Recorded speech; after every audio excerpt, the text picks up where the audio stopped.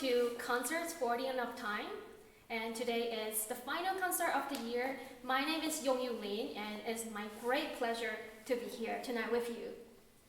So before I start, I would like to briefly introduce today's program.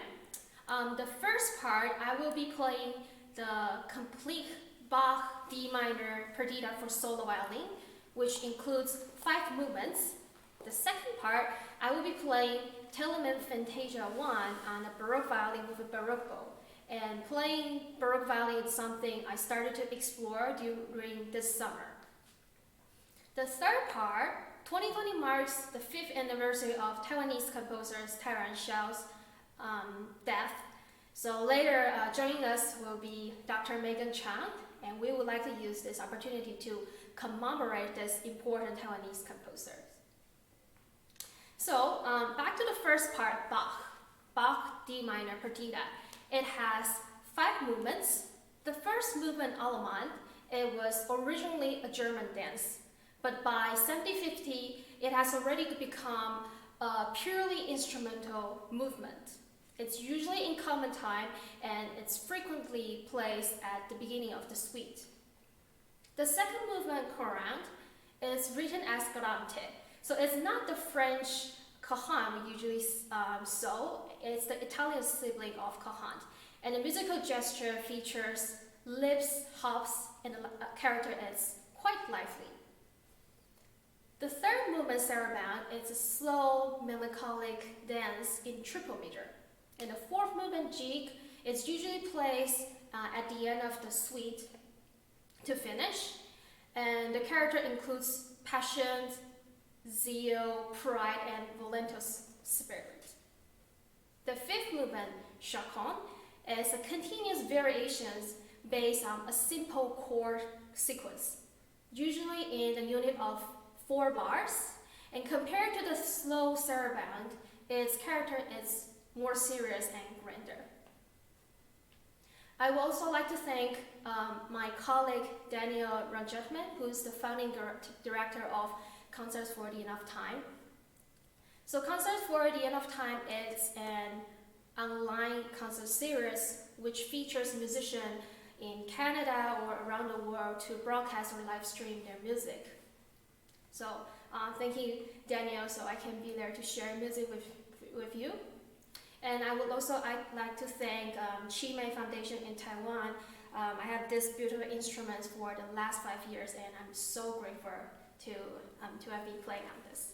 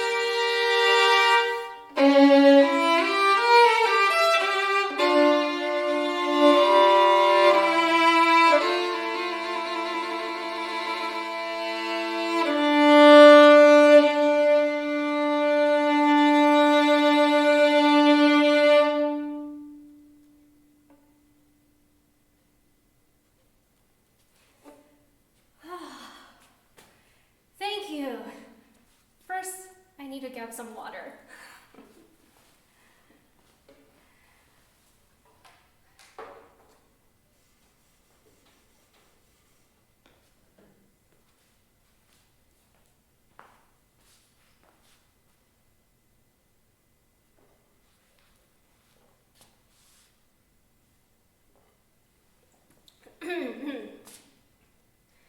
Okay, thank you very much. Whew.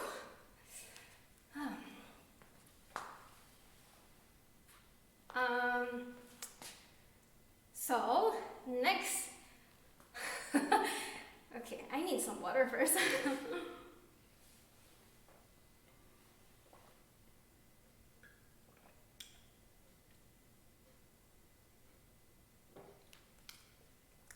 So next I will be playing Telemann Fantasia 1 on the Baroque Violin.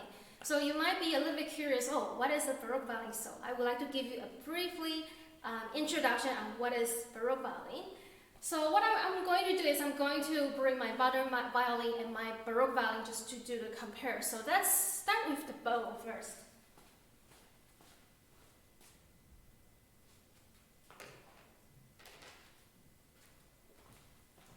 Okay, so here on my left hand, this is a modern bow, and on my right hand, this is a Baroque bow. So you will see that compared to the length, so the lower one is the modern bow, and the upper one here is the Baroque bow. So you will see the length, the modern bow is longer than the Baroque bow. So the modern bow has come to its prototype around 70s, 80s by French family Tour, and before that there are different kinds of bows. And you can see I'm sure if you can, I will bring it closer. So you can see the tip of the bow. The Baroque bow is like a point, and the modern bow is like a square here. So because of that, when you will hear a big difference when you play at the frog, and that means the bottom and the tip. So I will demonstrate that on the violin. So when you play a down bow on the Baroque bow, there will be a very natural decay sound.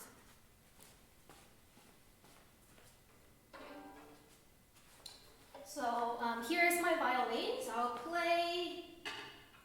I'll play on the modern bow first. So I'll try to keep the same weights, like not changing any weights here. So the sound is pretty even.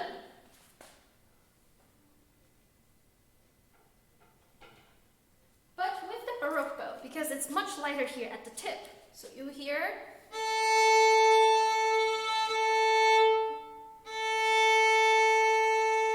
So it gets softer toward the end.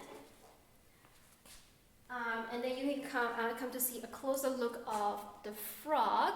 So this is a modern bow, this one. So they both have screw mechanism at the frog here. And then this is at this way. Okay. Okay, so now let's take a look at the difference between the violins.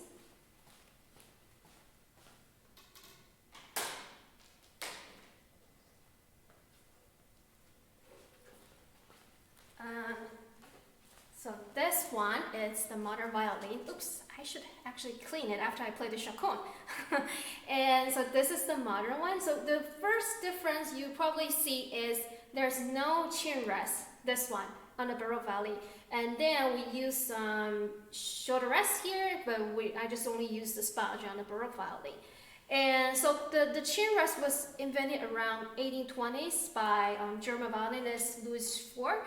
And it was invented because just to prevent violinists from cracking the tailpiece, because that happens when that didn't happen, but I'm trying to avoid putting too much pressure on the tailpiece here, because that you might damage it. So that is the difference between the chin rest. And then the next thing is you can see the length of the fingerboard. So this black thing is the fingerboard. So on the Baroque violin, it has a shorter fingerboard here. And then the next thing is the usage of gut string. So on Baroque violin, we use gut strings. There are two types of gut string. One is the pure gut, and one is the gut core and wood with metal. So that looks like the steel strings we're using it. So I'm not sure if you can see the gut string clear from the camera here, but I'll give you an analogy. It actually looks like spaghetti. and probably enter here, and you know I'm a foodie here. So for my first 3 higher strings, it's pure gut string, and the G string here, this is oud with metal.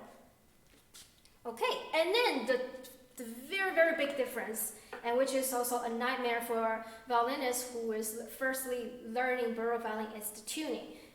So modern violin, we tune, in North America, we tune to 441, but on Baroque violin here, we tune to 415. So it sounds like an A flat, and I will play on A string just to show the difference.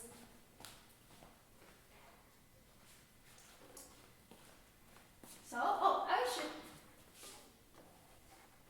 I should play the modern one first. So the A is this. This is 441. Okay, now let's see. And now this is 415. And then for some people, when they are not used to this tuning, they'll be like, "Whoa, my world collapsed." Okay, so I'm going to tune to just double check the tuning before I started Telemann.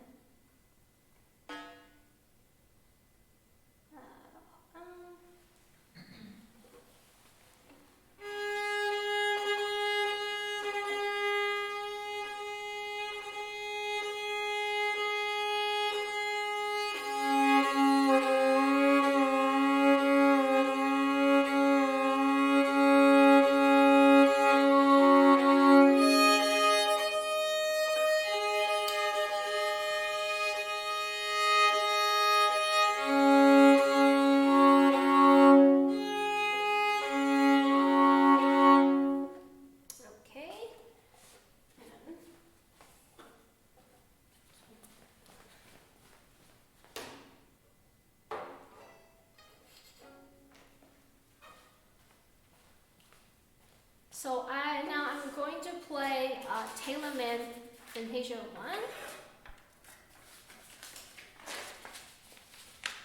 1. Before I start, I just want to say thank you to my Baroque teacher, Julie Whitman. She's a wonderful teacher, and thank her for her endless love and endless patience and her inspiring guidance. I would also like to thank Tafel Music in Toronto for borrowing me this beautiful Baroque bow.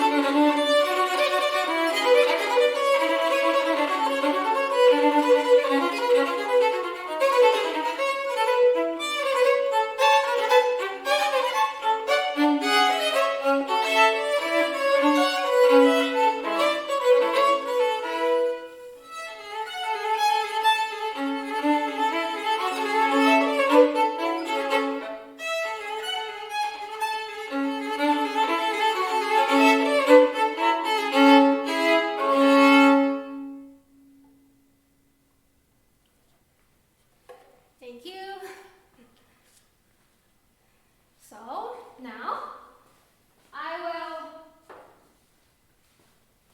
I'll have to wear my mask because Megan is going to join us.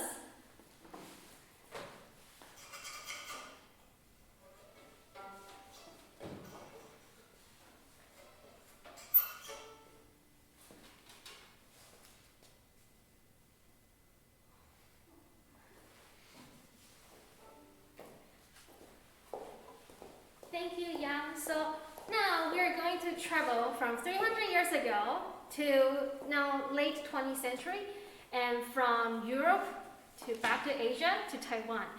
And so now that's, please welcome Megan first. Hi. Okay.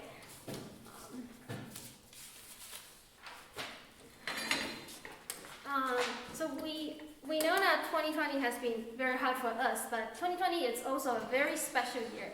Like I said before, it's marking the 5th death anniversary of Taiwanese composer Tyzen Hsiao.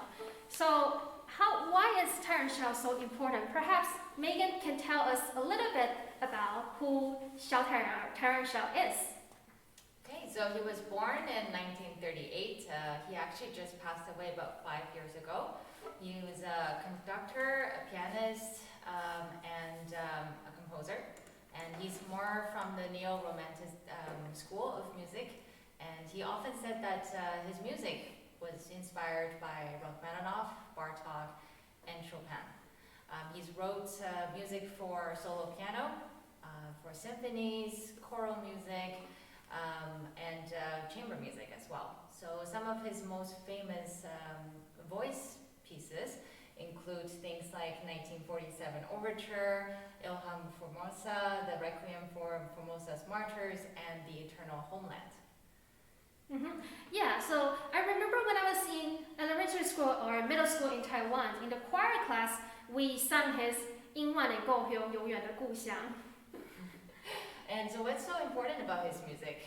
Do you want to tell us what's so significant? Yeah, I think it's because his music always reflects his love for the land Taiwan, and it's quite often homesick related, and it's usually connect to the cultural and connect to the history. So now Megan and I would like to bring you the first piece by Tyzen Hsiao. It's called 出瓦郎,出外人, and the English translation for this title is Vagabond. Yeah. And we were both talking about how we don't feel this translation is the best one just because the word isn't popularly used now, and it has a bit of a negative feel to it, I feel. So we came to the decision that perhaps The Wanderer would be a better translation. Yeah, and this piece was composed out of nostalgia. It was in around 1978 when Hsiao, because of some financial issue, he moved to Atlanta in the States. And that was the time when he started to collect some Taiwanese art songs, and he rewrote his music based on the Taiwanese folk songs, the tune. And he also composed some Taiwanese art songs, like newly composed art songs. And the 出瓦郎 was one of them. And so what actually caught me the first time was not only the beautiful tune, but also the lyrics. And the lyrics basically discusses how he was in the States, and as much as he could speak English, his heart lies in Taiwan, where his family and friends are.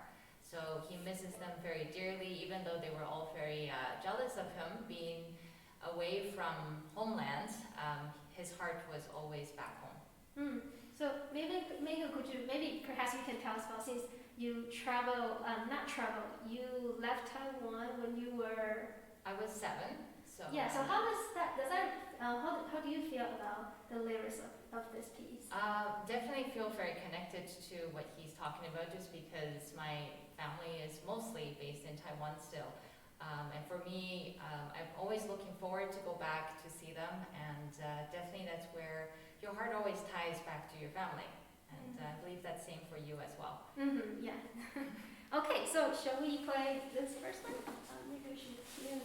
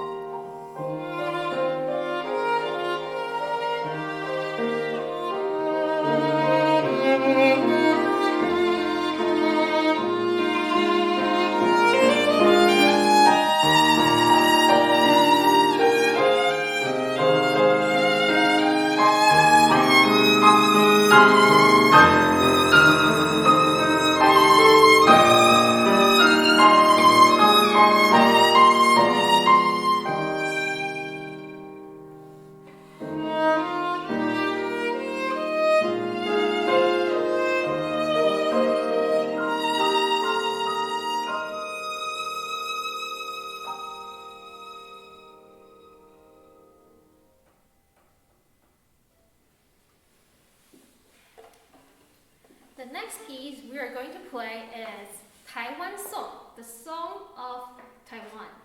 So in 1970, Hsiao came back to Taiwan after he studied in Japan, and he composed this beautiful, lively piece. It's in the ABA form, so that means there are three parts. The first part has a very vibrant character, and the B section is hinting of a very popular tune around 50s in Taiwan, Sanxiabonai, which is originally from the Aboriginal folk tune Pingpu Diao or Taidong Diao. And in 1985, Hsiao rearranged this piece to the fifth movement of his piano quintet.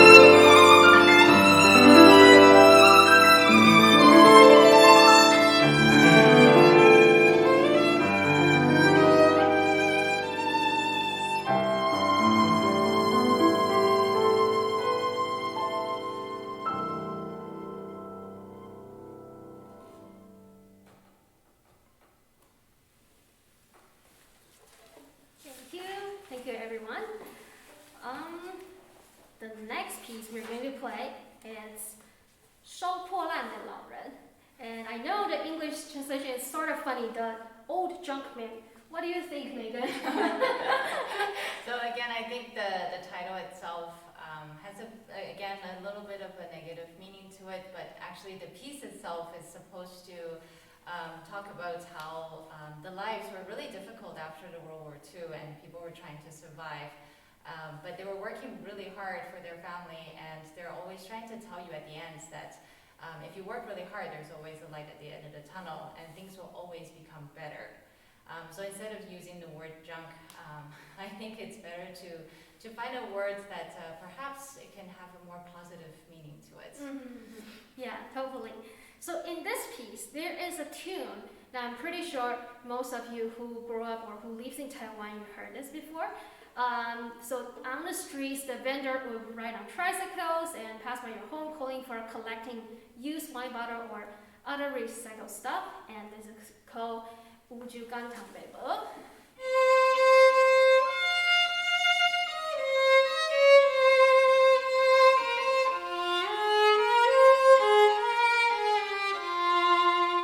So I guess we are pretty familiar with this tune.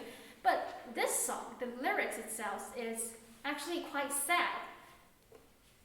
So maybe you would like to translate a little bit what's... So basically he's picking up a lot of the bottles, kind of like what we would see on our streets, and then he would bring it to recycle, and he's basically pushing the cart, and life is just a struggle. But at the end, he's also trying to encourage all the younger ones that continue to work hard, because one day it will be your day. Mm-hmm.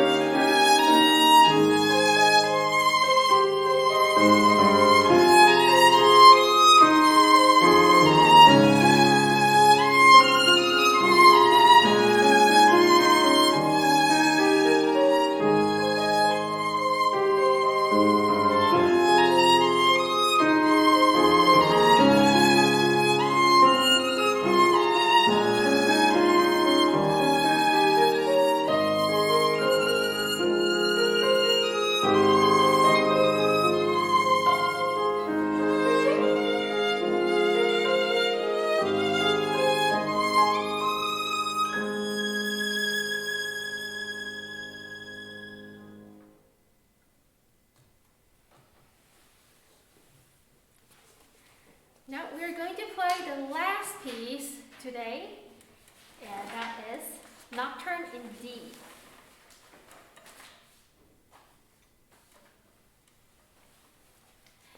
And this piece is dedicated to the most influential teacher in Taiwan, Li Shude. It was originally written for viola. So I'm sorry, viola friends, just joking. And then after the premieres, Hsiao wasn't feel satisfied. He felt that actually the piece should be more for violin. So then in 1995, there was a music exhibition in Pingdong in Taiwan, and he was actually commissioned to write a piece for Li Shude, for the violinist. And then it occurred to him that he actually already has a piece ready. So then he basically took the tune from the viola piece and rewrote it to fit her warmth with her playing. So do you want to tell us how influential is she in Taiwan? Li Shude. So she's a very influential violin teacher in Taiwan. And she was actually, she has a name, we call it Taiwan 小提琴教母, which means the modern violin, the modern violin of Taiwan.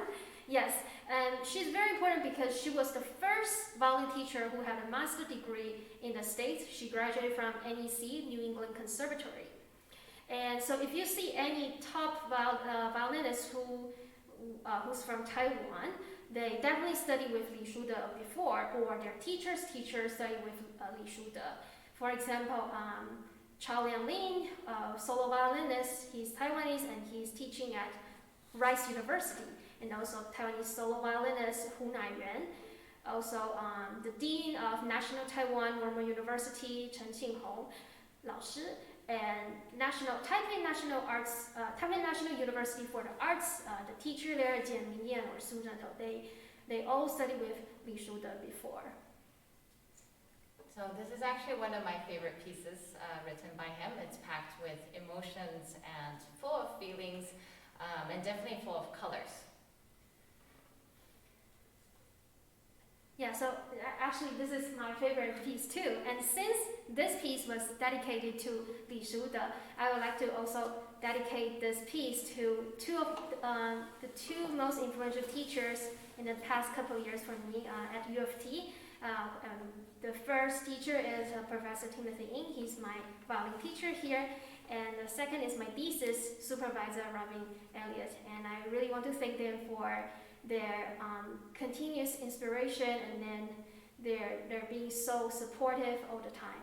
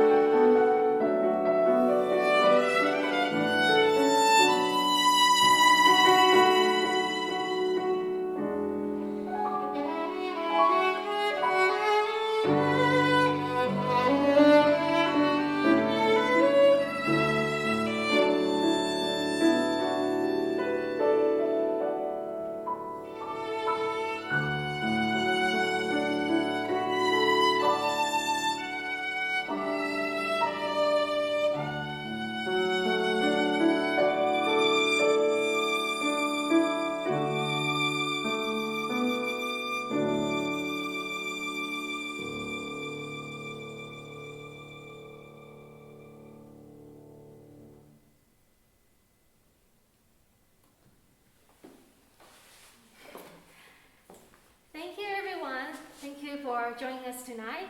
And I think right now, Daniel, he would like to run an interview section.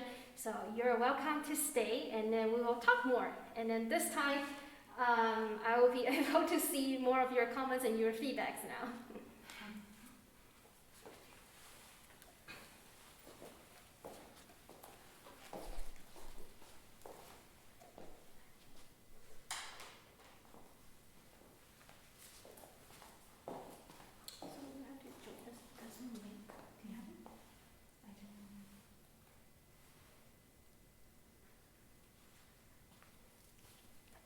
We will be back shortly for the interview.